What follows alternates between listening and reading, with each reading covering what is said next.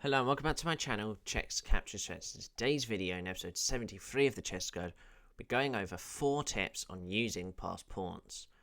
So, here we have 3 examples because some of the tips we have can actually coincide with each other. And here we have got 4 tips to how we can use these passed pawns. Now the first tip here we're going to go over straight away is pushing the passed pawn.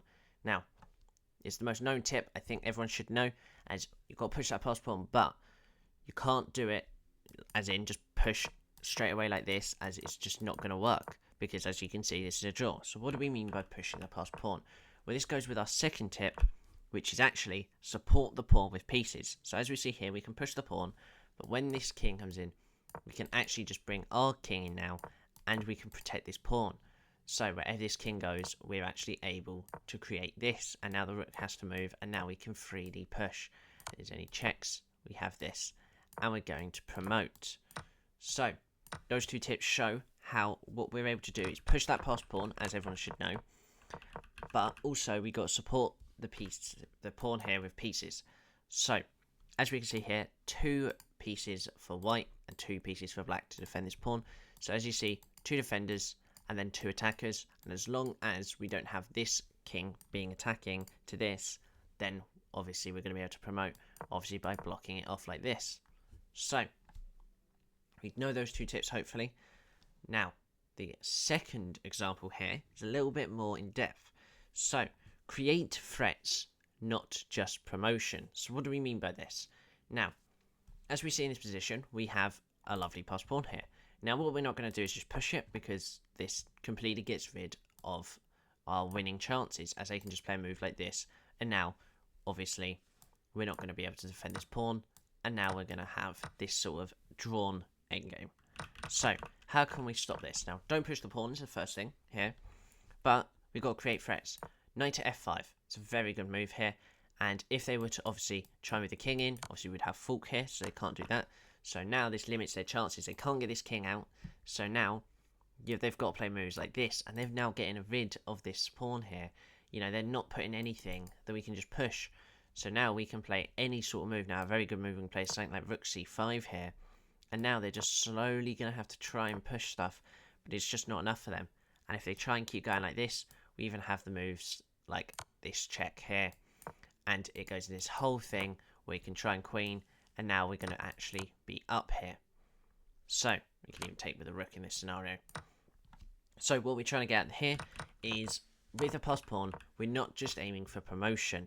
You know, don't get me wrong, promotion's better than anything here, but it's not all just about the promotion. It's all about trying to, you know, use those pieces that we have to create threats onto black's pieces, because they're not being able to do anything here.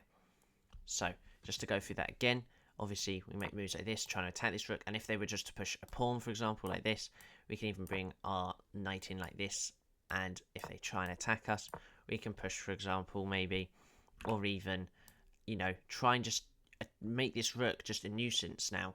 So defend it, attack this knight, you know, anything, and we try and trade here, we're obviously going to win, because we're attacking this pawn, defending this pawn, and they can try anything they want here, and it's just not going to work, as now our king's in play as well. So if they're trying to go behind the passed pawn, which is very good to try and go against, we can just bring our king in. And now, as we can see, like the first example here, it's just too late for them, and we're actually able to get our king into the prime position. As if you know the endgame with a king and pawn, we know how easy it is to get this position and just push. And obviously it might take a little bit more movement around with the rooks and everything, vice versa. So the last tip here, and then we'll go through them again just to make sure we all understand, is using the passed pawn as a decoy. So hopefully you can see here that this is the passed pawn on the edge of the board here.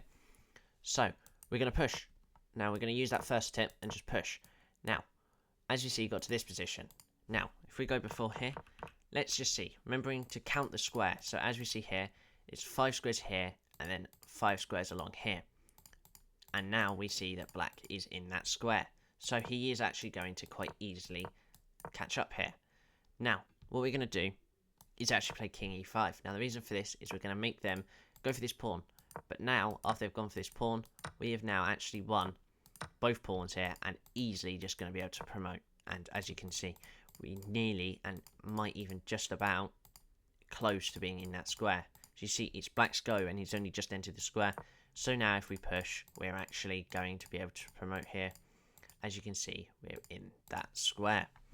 So hopefully you understand there, we actually use that passed pawn there as a decoy to kind of throw away that extra pawn we had to try and grab both of those pawns that were sitting on the other 2 pawns.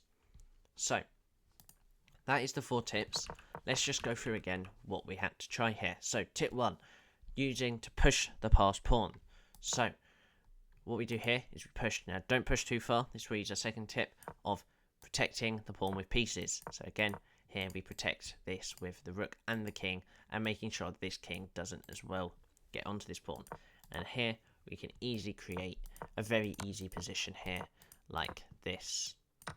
So we got that one. Now tip number 3 here is going to be using threats, not just promoting. So again, moves like this, and this is where we get the whole moves like this, and we can nearly and even try and push here, and they can take. But obviously if we want to go down the easier roads, we can obviously make any sort of judgment moves like this and just keep this pawn being pushed. So they try this, you know, we can just play anything, protect this, and again, it's going to be a bit more of a, you know, trying to get this pawn pushed. It's going to be a bit annoying, but you've got to take time. You can't just push the pawn immediately.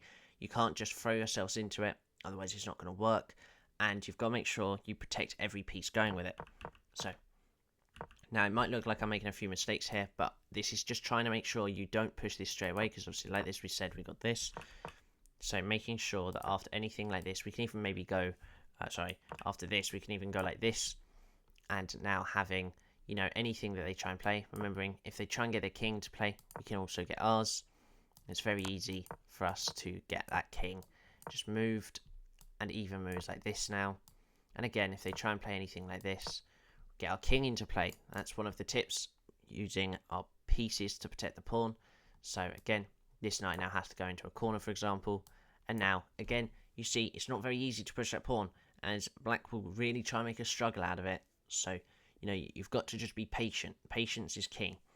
Now, that last example as well, and the last tip here, is going to be using the pawn as a decoy. So here, pushing that pawn. Now you don't actually have to push the pawn, but I feel like this would be a viable way of doing it. And as we see here, we're very easily able to take here, and now we can easily get just this one promoted, and very easily we can even just do this and actually make this pawn push. So that is it for today's video. That was 4 tips on how to use passed pawns. Hopefully you enjoyed this video. Now we'll be going over other stuff like this a few times, just on absolutely every sort of thing, maybe with pawns, with knights, with rooks, anything like that. So hopefully you enjoyed today's video. So thank you, and bye bye.